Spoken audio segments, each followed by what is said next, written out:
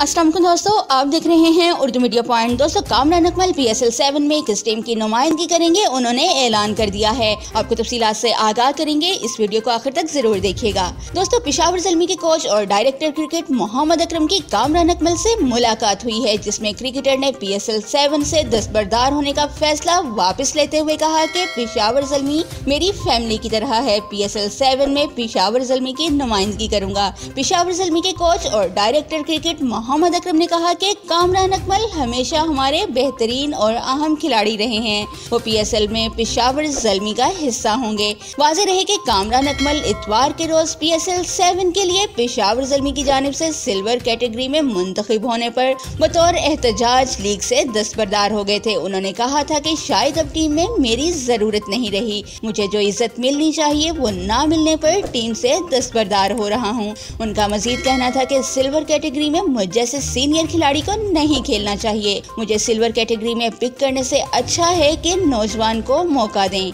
नाज़रीन, क्रिकेट से मुतालिक मजीद खबरों और लाइव मैचेस की अपडेट्स के लिए उर्दू मीडिया पॉइंट के साथ रहिएगा।